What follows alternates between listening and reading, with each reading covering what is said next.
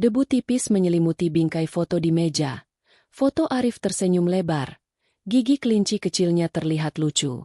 Maya, dengan tatapan kosong, hanya bisa memeluk loket perak yang di dalamnya tersimpan helaian rambut terakhir Arif. Setiap tarikan napas terasa menyakitkan, seolah paru-parunya terisi pecahan kaca. Rumah ini, yang seharusnya ramai oleh tawa dan suara game konsol, kini adalah kuburan gema. Ia baru saja kehilangan bagian terbesar dari jiwanya. Ia adalah ibu yang gagal, pikirnya, tak mampu melindungi putra satu-satunya dari demam ganas yang menyerang tiba-tiba. Malam itu terasa tanpa ujung, gelap, dan sangat dingin. Halo teman-teman, selamat datang di channel ini. Di sini kita berbagi kisah-kisah kehidupan yang penuh makna dan bisa jadi pelajaran untuk kita semua. Sebelum lanjut ke ceritanya, ayo absen dulu. Tulis di kolom komentar. Kamu menonton dari kota mana saja? Jangan lupa like, komen, dan subscribe supaya tidak ketinggalan cerita berikutnya. Dering ponsel yang tajam itu seperti palu goda memecah kesunyian. Layar menunjukkan nama, Pak Rian, wali kelas. Jantung Maya mencelos. Mengapa guru itu menelepon? Apakah ada urusan administrasi yang belum selesai? Atau hanya ucapan bela sungkawa formal? Maya membiarkannya berdering 5 kali sebelum akhirnya tangan gemetar meraihnya. Suara Pak Rian terdengar serak, namun mendesak. Bu Maya, maaf mengganggu di waktu seperti ini. Ini Rian. Maya hanya berbisik. Ya, Pak. Bu, saya tahu ini tidak etis. Tapi ada sesuatu yang harus Ibu lihat. Sesuatu yang Arif tinggalkan. Ini bukan tentang buku pelajaran atau ijazah. Ini lebih personal dari yang Ibu bayangkan. Suara Pak Rian tercekat. Maya bingung. Apa itu, Pak? Tolong katakan saja. Saya tidak kuat keluar rumah. Keheningan sejenak. Lalu Pak Rian berkata dengan nada yang penuh arti. Bu, temui saya di perpustakaan sekolah sekarang. Kutunjukkan sesuatu. Saya janji. Ini akan mengubah cara Ibu melihat kepergian Arif. Syok bercampur rasa penasaran yang aneh mengalir dalam diri Maya. Mengubah kepergiannya? Apa maksudnya? Sekolah, bintang harapan. Terasa seperti makam raksasa dalam kegelapan malam. Lampu jalan yang remang-remang memantul di jendela-jendela kelas yang kosong. Maya melangkah perlahan melintasi lapangan yang biasanya riuh. Kini hanya terdengar suara langkah kakinya yang berat. Kenangan Arif berlari, bermain bola, dan tertawa seolah mengisi udara, meski tak terlihat. Ia menemukan Pak Rian menunggu di depan perpustakaan, kunci di tangannya. Guru itu tampak letih, matanya merah, seolah ia juga menangis.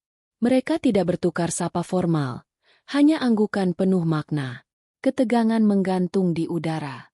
Aroma buku tua yang manis menyambut mereka di dalam perpustakaan. Pak Rian mengarahkan senter ke lorong belakang, jauh dari meja baca utama. Arif, ia sering di sini, Bu. Bukan untuk membaca. Ia suka duduk di sudut ini, menghadap jendela. Mereka tiba di sebuah rak yang berisi buku-buku tebal. Di bawah rak tersebut, terdapat kotak kayu kecil yang tersembunyi rapi. Ini milik Arif, ujar Pak Rian pelan. Ia meminta saya untuk menyimpannya dan tidak pernah memberitahu siapapun. Sampai ia merasa siap. Tangan Maya gemetar saat ia membuka tutup kotak kayu tersebut. Isinya bukan mainan atau buku harian, melainkan tumpukan kertas sketsa yang diikat pita merah usang. Ia mengambil lembar pertama. Itu adalah gambar seorang kakek tua yang menjual koran di persimpangan jalan. Digambar dengan detail yang luar biasa. Senyum kakek itu terasa hidup. Di lembar kedua, seorang wanita pembersih jalanan sedang beristirahat. Matanya terlihat lelah tetapi damai. Siapa mereka? Bisik Maya. Air mata mulai menggenang.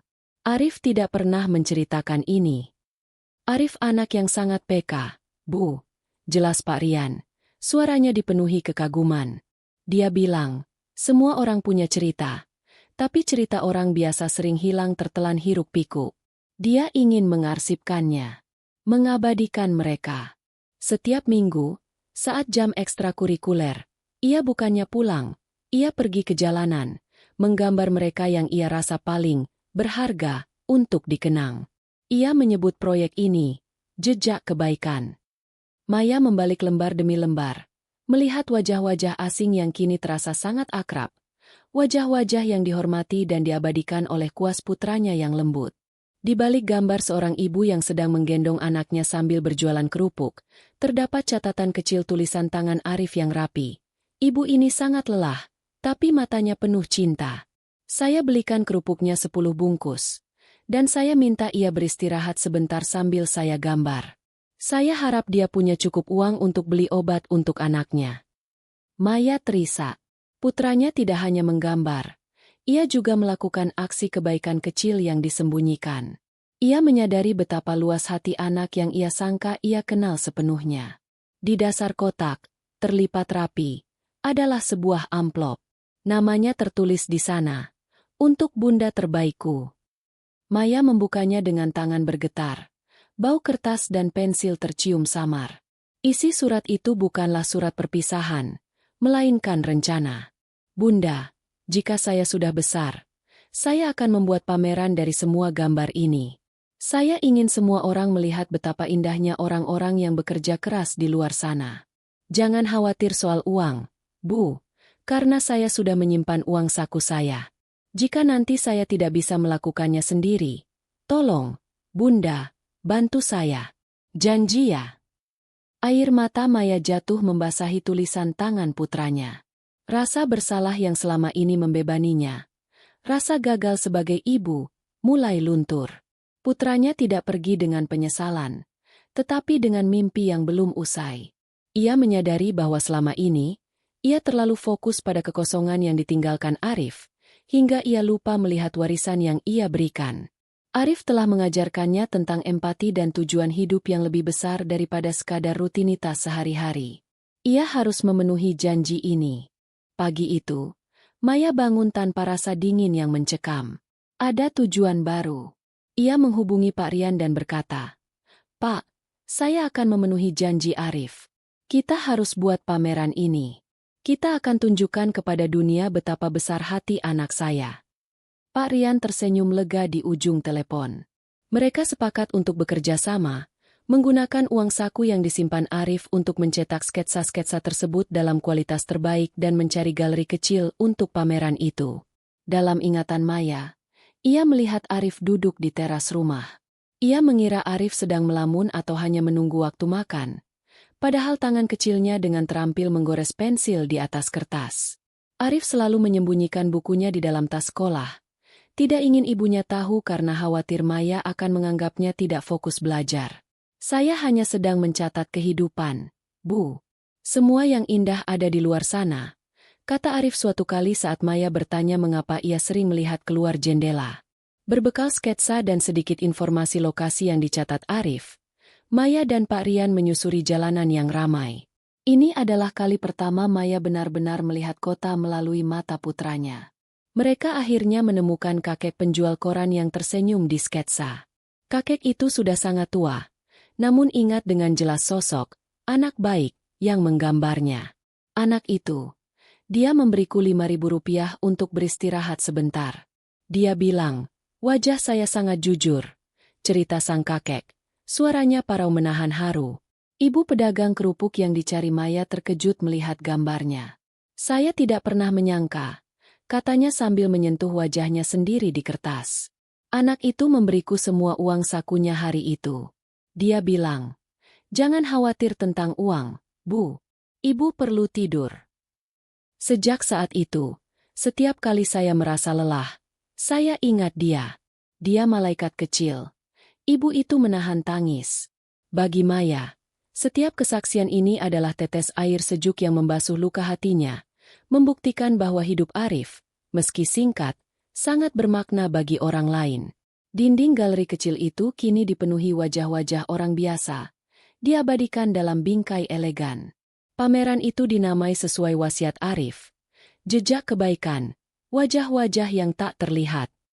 Pembukaannya sederhana, dihadiri oleh Pak Rian, beberapa teman sekolah Arif, dan yang paling penting, subjek-subjek gambar itu sendiri. Mereka berdiri di depan potret mereka, mata berkaca-kaca, merasakan pengakuan yang belum pernah mereka dapatkan sebelumnya. Sebuah spanduk besar bertuliskan, dipersembahkan oleh Arif, 10 tahun, tergantung di pintu masuk. Maya berdiri di podium kecil. Suaranya mantap meskipun matanya dipenuhi emosi. Ia menceritakan panggilan telepon misterius Pak Rian, kotak kayu tersembunyi, dan surat wasiat putranya. Arif mengajarkan saya bahwa kebaikan terbesar seringkali tidak bersuara. Ia tidak ingin dikenal. Ia hanya ingin mereka yang bekerja keras merasa dihargai. Kepergiannya adalah tragedi, tetapi warisannya adalah harapan. Anak saya tidak hanya meninggalkan gambar, ia meninggalkan misi. Semua yang hadir larut dalam keharuan, mengangguk setuju. Setelah sambutan, kakek penjual koran berjalan tertatih-tatih ke arah Maya. Ia menggenggam tangan Maya yang memegang loket perak. "Nak Maya," katanya. Suaranya bergetar. "Anak ibu adalah cahaya. Pameran ini penghargaan terbesar dalam hidup saya." Ia menyelipkan amplop kumal ke tangan Maya. "Ini sedikit hasil jualan saya. Sumbangan untuk jejak kebaikan. Tolong teruskan pekerjaan anakmu." Maya membuka amplop itu, hanya berisi beberapa lembar uang kertas lusuh, tetapi nilainya tak terhingga. Maya menangis, bukan lagi air mata duka, melainkan air mata kebanggaan dan haru. Kisah, jejak kebaikan, dengan cepat menjadi viral di media sosial. Orang-orang terinspirasi untuk mengambil foto atau menggambar orang-orang yang bekerja keras di sekitar mereka dan memberikan bantuan kecil. Tagar jejak kebaikan Arif mulai ramai. Maya menerima ratusan pesan dari seluruh negeri. Berterima kasih atas inspirasi yang diberikan putranya. Apa yang dimulai sebagai proyek rahasia seorang anak, kini menjadi gerakan nasional yang menyentuh hati. Arif telah memicu gelombang empati yang luas. Beberapa minggu kemudian, Maya mengunjungi Pak Rian lagi di sekolah. Kali ini di siang hari yang cerah. Ia membawakan bingkisan kecil. "Pak, terima kasih," kata Maya. Kali ini suaranya benar-benar jernih. "Jika Bapak tidak menelepon saya malam itu, jika Bapak tidak menunjukkan kotak itu, saya mungkin masih terkunci dalam kesedihan yang gelap. Bapak tidak hanya guru yang baik, Bapak adalah penjaga warisan Arif." Pak Rian hanya membalas senyum tulus. "Arif adalah guru kita semua, Bu. Ia mengajari kami bahwa kebaikan harus dicari, bukan ditunggu." Maya kini sering mengunjungi pojok perpustakaan yang tenang itu. Ia duduk di tempat Arif biasa merenung, memegang loket perak, namun kini tanpa air mata. Ia menutup mata, merasakan kehadiran putranya di setiap sketsa yang terpajang, di setiap kebaikan kecil yang terinspirasi olehnya. Ia tahu, rasa sakit kehilangan tidak akan pernah hilang sepenuhnya, tetapi ia digantikan oleh kebanggaan yang tak terukur. Putranya telah memberinya tujuan hidup, menjadi penerus jejak kebaikan. Arif tidak mati, ia hanya pindah ke hati banyak orang. Maya tersenyum damai. Mimpinya telah terpenuhi. Inspirasi yang diberikan Arif tidak berhenti di pameran kecil itu. Melihat gelombang empati dan sumbangan yang terus mengalir, termasuk dari kakek penjual koran, Maya merasa perlu menata warisan ini dengan lebih serius. Bersama Pak Rian, mereka mendirikan sebuah organisasi nirlaba yang resmi, Yayasan Jejak Kebaikan Arif. Uang saku Arif yang menjadi modal awal, kini digandakan oleh donasi publik. Maya, sebagai ketua yayasan, memastikan bahwa setiap rupiah digunakan untuk tujuan yang Arif inginkan, mendukung orang-orang yang bekerja keras dan terabaikan, serta menyediakan platform bagi anak-anak untuk mengekspresikan empati melalui seni. 6 bulan berlalu. Yayasan Jejak Kebaikan Arif meluncurkan proyek besarnya yang pertama, Studio Sketsa Empati, di kawasan padat penduduk. Ini adalah bengkel seni gratis yang mengajarkan anak-anak miskin teknik menggambar sambil membimbing mereka untuk mencari dan mendokumentasikan wajah-wajah yang tak terlihat di lingkungan mereka. Dalam peresmiannya, Maya berdiri di antara puluhan anak kecil yang bersemangat memegang pensil. Ia menceritakan kisah Arif. Di dinding studio, tergantung replika sketsa asli Arif, termasuk gambar kakek penjual koran dan ibu penjual kerupuk. Maya menyadari, warisan Arif kini melahirkan seniman-seniman kecil baru, masing-masing membawa sentuhan empati dalam goresan mereka. Suatu sore yang tenang, Maya kembali ke Bintang Harapan. Ia berjalan sendirian menuju pojok perpustakaan. Rak buku itu masih di sana. Kotak kayu kecil itu kini disimpan di rumahnya. Tetapi kenangan akan malam penemuan itu tetap kuat. Maya duduk di kursi yang pernah diduduki Arif, memejamkan mata, memegang loket peraknya. Kali ini, ia juga memegang kartu identitasnya sebagai ketua Yayasan Jejak Kebaikan. Ia tidak lagi memeluk loket sebagai simbol kehilangan, tetapi sebagai pengingat akan janji dan tujuan. Ia merasakan rasa damai yang mendalam. Arif telah memberinya seluruh dunia untuk diperjuangkan. Pemandangan di dalam studio sketsa empati selalu menghangatkan hati Maya. Ruangan yang dulu merupakan gudang kosong itu kini dipenuhi meja-meja kecil, pensil, dan tawa pelan anak-anak. Sebagian besar anak-anak ini berasal dari keluarga kurang mampu, dan studio ini memberi mereka tempat berlindung sekaligus suara. Seorang anak perempuan berusia sekitar 8 tahun, bernama Sinta, tampak serius menatap jendela. Di luar, seorang tukang becak tua sedang minum teh di warung. Sinta dengan perlahan menggoreskan pensilnya, menangkap kerutan kelelahan di sekitar mata subjeknya. Maya mendekat, melihat sketsa itu, dan mata Sinta bersinar saat bercerita.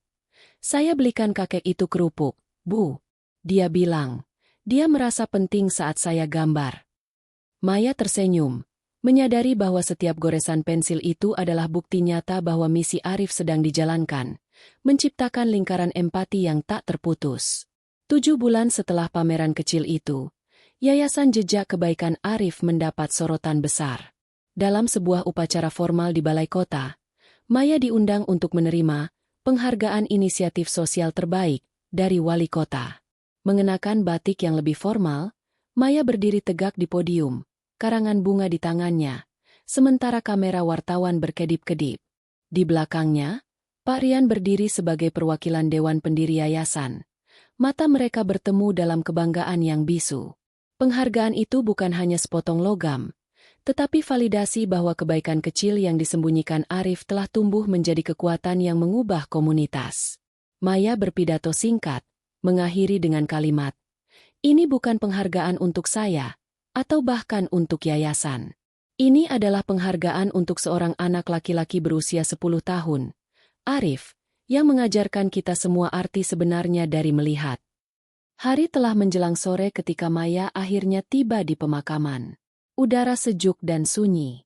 Ia menyentuh batu nisan Arif yang bersih, tidak lagi membawa duka yang menghancurkan, tetapi kedamaian yang mendalam. Ia meletakkan seikat pensil warna baru yang bermerek dan sketsa yang dibuat oleh salah satu anak didik di studio, gambar seorang tukang sampah yang tersenyum, di sebelah batu nisan. "Arif," bisik Maya, suaranya tenang. "Lihatlah, mimpimu tumbuh besar. Kita melakukannya. Kita memenuhi janji itu, Nak." Ia duduk sejenak, memegang loket peraknya. Kini merasa bahwa Arif tidak pernah benar-benar pergi. Dia ada di setiap anak yang menemukan empati melalui kuas, dan di setiap orang yang tersentuh oleh jejak kebaikan. Perjalanan dari kegelapan ke tujuan telah lengkap. Ia tersenyum, sebuah senyum yang tulus dan damai, sebelum meninggalkan makam. Setahun setelah pameran pertama, Gaung, Jejak Kebaikan, mencapai skala internasional. Maya diundang ke sebuah forum sosial global di Singapura untuk mempresentasikan model studio sketsa empati. Dengan keyakinan yang terpancar, ia bercerita tentang putranya yang berusia 10 tahun dan bagaimana sebuah kotak sketsa mengubah duka menjadi gerakan. Di sana, ia bertemu dengan perwakilan dari sebuah yayasan kemanusiaan besar yang terinspirasi. Hasilnya, Yayasan Jejak Kebaikan Arif menerima hibah signifikan yang menjamin ekspansi program sketsa empati ke 5 kota lain di Indonesia. Maya berdiri di panggung besar, dikelilingi layar digital yang menampilkan wajah-wajah yang tak terlihat, hasil goresan Arif, merasakan bahwa warisan putranya kini bukan lagi sekadar janji yang harus dipenuhi, tetapi sebuah mercusuar global. Di kota kelahirannya, Pak Rian, yang kini menjabat sebagai Direktur Program Pendidikan Yayasan, terus mengawal studio sketsa empati dengan dedikasi penuh. Studio yang terletak di gang sempit itu kini ramai dan penuh warna. Suatu sore, Pak Rian duduk bersama sekelompok anak-anak, mengajari mereka teknik arsiran sambil menceritakan kisah kakek penjual koran yang arif gambar. Ingat, katanya lembut. Suaranya dipenuhi semangat yang sama dengan saat ia pertama kali menelepon Maya. Kebaikan bukan hanya memberi uang. Kebaikan adalah melihat. Arif mengajari kita cara mencari cahaya di tempat yang paling gelap. Anak-anak itu mengangguk. Mata mereka terpaku pada gambar-gambar Arif. Kini memiliki pemahaman yang lebih dalam tentang seni sebagai alat empati dan perubahan sosial. 3 tahun telah berlalu sejak kepergian Arif, dan 2 tahun sejak yayasan didirikan. Pada peringatan hari ulang tahun Arif, Maya memutuskan untuk melakukan perjalanan singkat ke pantai yang dulu sering mereka kunjungi. Sambil berjalan di tepi air yang tenang, ia mengeluarkan loket perak yang selalu ia genggam. Loket itu kini terasa dingin, bukan karena kesedihan, melainkan karena telah bertransformasi menjadi jembatan kenangan, bukan lagi rantai kesedihan. Di tangannya yang lain, ia memegang sebuah kotak kayu kecil berukir logo Yayasan Jejak Kebaikan. Perlahan, ia membuka kotak itu, meletakkan loket perak itu di dalamnya, dan menutupnya. Ia tidak membuangnya ke laut, melainkan memeluk kotak itu, menyadari bahwa simbol Arif kini bukan lagi duka yang tersimpan, melainkan warisan yang terbuka luas. Maya melihat ke Cakrawala. Senyumnya kini menunjukkan penerimaan total. Ia telah resmi menjadi bunda dari Jejak Kebaikan. 5 tahun telah berlalu sejak Jejak Kebaikan pertama kali dipamerkan. Kini, Maya berada di Pematang Siantar, Sumatera Utara, meresmikan cabang studio sketsa empati yang ke-6. Studio ini terletak di pinggir sebuah kebun teh, jauh dari hiruk-pikuk kota besar. Maya mengenakan seragam yayasan, batik dengan logo sketsa Arif, berbicara di hadapan para orang tua dan anak-anak lokal. Ia bercerita tentang Arif, bukan sebagai cerita duka, melainkan sebagai kisah inspirasi. Di sekelilingnya, dinding studio dihiasi sketsa-sketsa baru, petani yang sedang memanen teh, penjual kopi keliling, dan penenun ulos. Maya melihat mata seorang anak laki-laki yang sedang asyik menggambar. Tatapannya penuh fokus, mengingatkannya pada Arif. Anak itu tidak hanya menggambar pemandangan, tetapi juga kerutan tawa di wajah seorang ibu penjual kue tradisional. Maya merasakan kehangatan yang sama, kini tersebar di seluruh kepulauan. 4 tahun setelah pameran, Maya dan Pak Rian duduk di kafe di dekat studio pusat. Maya, kini mengenakan blazer yang elegan di atas batik yayasan, memegang secangkir teh. Pak Rian berbicara dengan semangat tentang rencana ekspansi keluar Jawa, tetapi pandangan Maya sejenak jatuh pada loket perak yang kini tergantung di lehernya. Ia tanpa sadar memegangnya. Saya tahu, Pak, setiap kali kita merasa lelah, kita ingat kakek penjual koran, ibu penjual kerupuk. Mereka yang mengajarkan kita nilai dari pekerjaan ini. Bisik Maya, suaranya penuh tekad. Loket itu tidak lagi menjadi beban kesedihan, melainkan jangkar yang mengingatkannya akan akar misi ini. Pak Rian tersenyum. Arif memberi kita alasan untuk terus berjuang. Dan ibu, Bu Maya, ibu mewujudkannya. 8 tahun berlalu. Sekolah, Bintang Harapan, kini memiliki sayap baru. Pusat Kreativitas Arif. Pojok perpustakaan yang dulunya tersembunyi, kini dijadikan monumen kecil yang permanen. Di sana, sebuah kotak kaca memajang replika sketsa asli Arif, bersama dengan surat wasiatnya dan loket perak yang kini disumbangkan oleh Maya kepada sekolah, melambangkan kebangkitan dari duka. Di atas monumen itu, terdapat kutipan terkenal Arif. Semua yang indah ada di luar sana.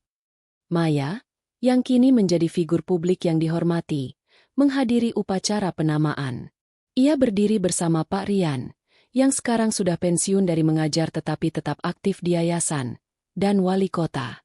Melihat loket peraknya diabadikan di sebelah karya Arif, Maya menyadari bahwa ia tidak hanya memenuhi janji putranya, tetapi juga menyumbangkan masa lalunya yang paling menyakitkan ke dalam sejarah yang menginspirasi. Arif kini menjadi legenda di sekolahnya sendiri. Sebuah jejak kebaikan yang abadi. 10 tahun telah berlalu sejak pameran kecil pertama di galeri. Untuk menandai 1 dekade, jejak kebaikan, yayasan memutuskan untuk membuat proyek dokumenter, menelusuri kembali kehidupan subjek-subjek sketsa asli Arif. Salah satu yang paling dicari adalah kakek penjual koran. Dengan bantuan tim yayasan, Maya akhirnya menemukan kakek itu tinggal di sebuah panti jompo yang tenang, yang didanai sebagian oleh sumbangan dari pameran pertama itu sendiri. Kakek itu sudah sangat lemah, namun matanya masih memancarkan kehangatan yang sama seperti dalam gambar Arif.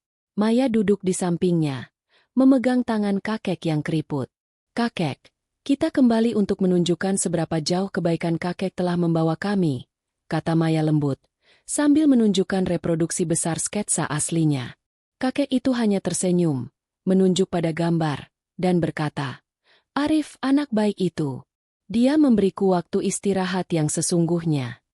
Maya menyadari bahwa tujuan yayasan bukan hanya tentang anak-anak, tetapi juga tentang memberikan martabat abadi kepada para pekerja keras yang telah diabadikan oleh Arif. Di peringatan 10 tahun yayasan, sebuah acara besar diadakan, dihadiri oleh tokoh-tokoh nasional dan media internasional. Maya, berdiri di panggung yang megah, tidak lagi mengenakan batik kesedihan, melainkan gaun modern yang elegan yang dipadukan dengan aksen batik yang cerah, mencerminkan transformasi yayasan. Ia tidak membawa loket perak di lehernya, karena sudah disumbangkan ke sekolah, tetapi mengenakan pin perak kecil berbentuk pensil di blazernya.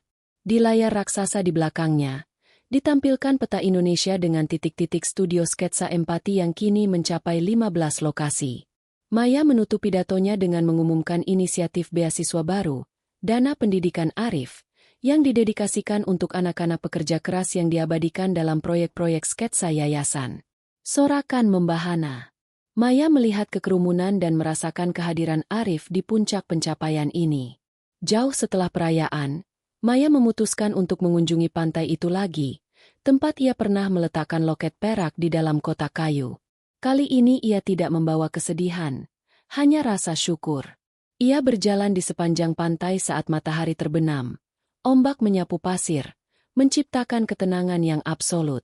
Ia tidak mencari kotak itu. Ia tahu itu sudah menjadi bagian dari masa lalu. Sebaliknya, ia mengeluarkan buku sketsa baru, yang bukan miliknya, melainkan milik Sinta, anak didik pertamanya di studio. Halaman pertama memperlihatkan sketsa seorang anak kecil yang duduk di pantai, tersenyum lebar, dengan gigi kelinci kecil yang lucu, mengingatkannya pada Arif. Di bawahnya, tulisan tangan Sinta, "Untuk mendiang kakak Arif, yang mengajarkan saya cara melihat."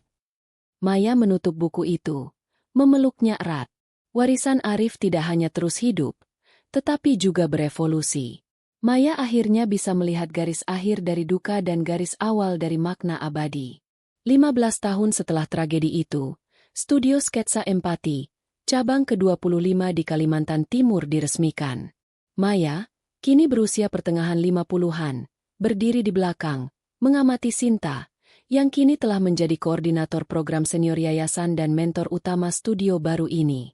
Sinta, yang dulunya adalah anak perempuan kecil yang canggung dengan pensil, kini berdiri tegak di depan sekelompok anak baru, mengajarkan mereka cara menangkap ekspresi seorang buruh pelabuhan yang sedang memanggul barang. Bukan hanya garis, tapi rasa. Rasakan kelelahan, tapi juga martabatnya. Jelas Sinta dengan suara yang matang dan berwibawa, mencerminkan persis ajaran yang diturunkan oleh Pak Rian dan Maya. Melihat warisan Arif bertumbuh melalui generasi penerus ini, yang kini Sinta pimpin dengan penuh semangat, memberikan Maya kepuasan yang mendalam, membuktikan bahwa jejak kebaikan telah menancapkan akar yang tak terhapuskan di seluruh kepulauan. Setahun kemudian, Yayasan Jejak Kebaikan Arif mencapai titik balik baru. Maya menerima salinan laporan akademik dari sebuah universitas bergengsi yang menganalisis dampak sosial dan ekonomi dari inisiatif Sketsa Empati. Laporan itu menyimpulkan bahwa program tersebut tidak hanya meningkatkan literasi seni, tetapi secara signifikan mengurangi kasus perundungan, bullying, di komunitas yang dilayani, meningkatkan rasa saling menghormati antara lapisan sosial. Maya duduk di kantornya yang tenang, yang dindingnya dipenuhi bingkai sketsa Arif, membaca hasil penelitian tersebut dengan air mata bahagia. "Arif," bisiknya, meletakkan laporan itu di samping gambar kakek penjual koran. "Bukan hanya lukisan, Nak. Kau mengubah cara mereka melihat hati satu sama lain. Pengakuan ilmiah ini menutup lingkaran, membuktikan bahwa warisan putranya adalah solusi sosial yang terukur, bukan sekadar kisah yang mengharukan. 20 tahun telah berlalu. Maya, kini seorang matriark yayasan yang dihormati dan pensiunan dari tugas sehari-hari, kembali mengunjungi pusat kreativitas Arif di sekolah lama. Ia berhenti di depan kotak kaca, monumen yang mengabadikan peninggalan putranya, replika sketsa asli, surat wasiat, dan loket perak yang pernah menjadi satu-satunya penghiburan baginya. Loket itu memancarkan cahaya lembut di bawah sorotan lampu monumen, melambangkan bagaimana kesedihan yang gelap telah dimurnikan menjadi cahaya abadi.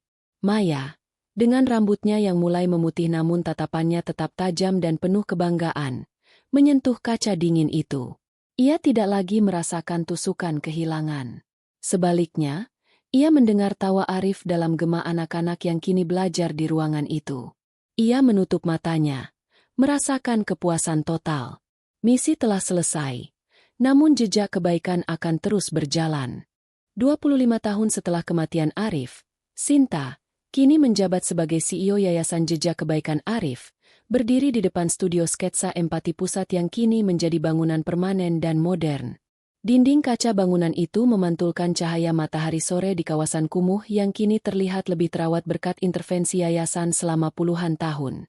Sinta, yang kini berusia pertengahan 30-an, mengenakan pin pensil perak yang sama yang pernah dikenakan Maya, memimpin pertemuan dewan direksi yang sebagian besar terdiri dari alumni program awal mereka.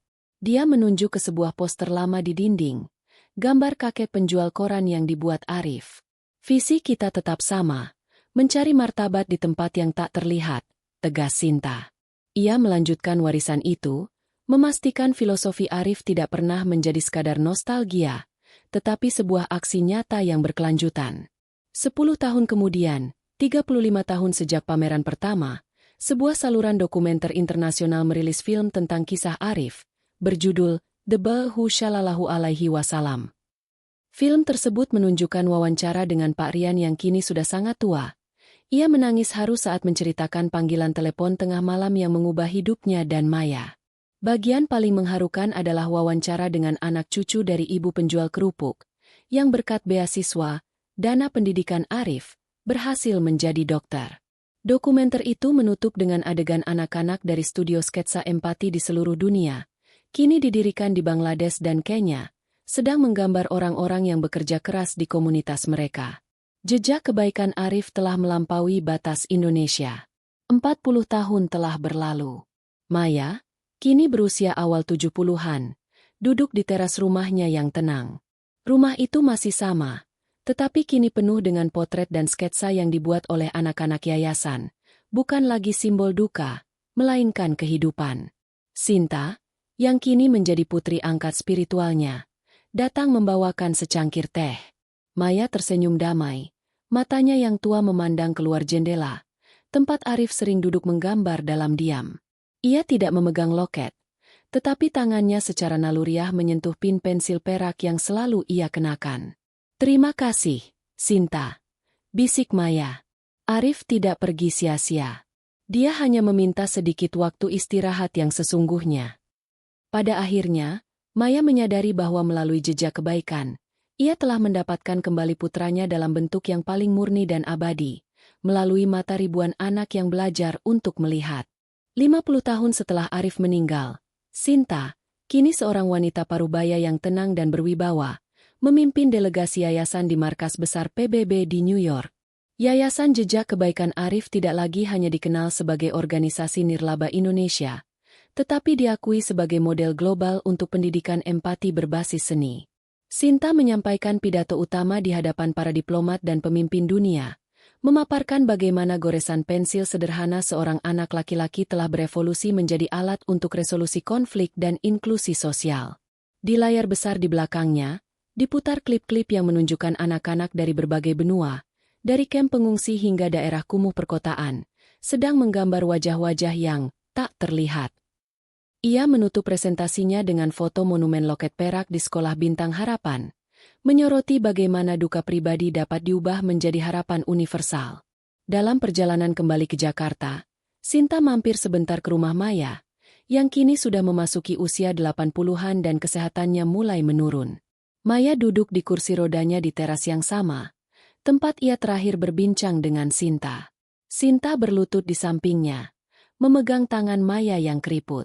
"Bunda," panggil Sinta lembut, menggunakan panggilan yang ia pelajari dari surat wasiat Arif. Yayasan telah menerima status konsultatif PBB. Ini semua karena Bapak Rian yang menelepon dan Bunda yang berani berdiri. Maya tersenyum. Matanya memancarkan kehangatan damai yang sama seperti saat ia pertama kali menemukan tujuan hidupnya. Ia menunjuk ke pin pensil perak di blazer Sinta.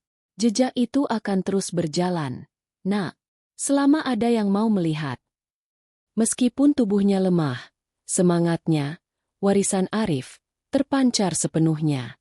Seabad setelah kelahiran Arif, Yayasan Jejak Kebaikan Arif merayakan ulang tahun ke-90. Di seluruh dunia, anak-anak merayakan Hari Melihat, The Day of Seeing, sebuah inisiatif global tahunan yang didirikan untuk menghormati visi Arif. Di Indonesia, Pusat Kreativitas Arif di Bintang Harapan telah menjadi museum dan pusat riset permanen. Pak Rian telah lama meninggal, dan Maya telah beristirahat dengan damai, tetapi filosofi mereka hidup.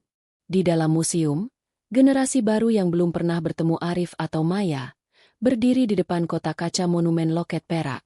Mereka melihat sketsa kakek penjual koran dan surat wasiat, tidak sebagai peninggalan duka, melainkan sebagai fondasi sebuah gerakan kemanusiaan global. Jejak kebaikan telah berakar, menjadi bagian integral dari cara dunia mengajarkan empati. Arif, bocah kecil dengan gigi kelinci, telah mencapai keabadian melalui kebaikan. Di Nairobi, Kenya, di tengah hiruk-pikuk pasar, studio sketsa empati cabang ke-150 berdiri kokoh. Sinta, yang kini memimpin operasi global yayasan, berbicara kepada sekelompok kecil seniman muda Afrika. Usianya sudah sekitar 60 tahun, tetapi semangatnya masih membara, dihiasi pin pensil perak yang selalu ia kenakan. Ia menunjukkan reproduksi besar sketsa kakek penjual koran, menceritakan kisah yang sama dalam bahasa Inggris yang fasih, diterjemahkan ke bahasa Swahili. Ini bukan hanya tentang sketsa pensil. Ini tentang mencari martabat, jelas Sinta, menunjuk pada kerutan wajah kakek itu. Salah satu anak, seorang gadis Maasai bernama Nafula, menanggapi, "Kami menggambar penjual air yang menempuh perjalanan jauh. Kami memberinya air kami. Kami melihatnya, tidak hanya airnya." Sinta tersenyum, menyadari bahwa benih Arif, yang ditanam di Jakarta, kini bersemi di seberang benua, melestarikan esensi universal dari empati.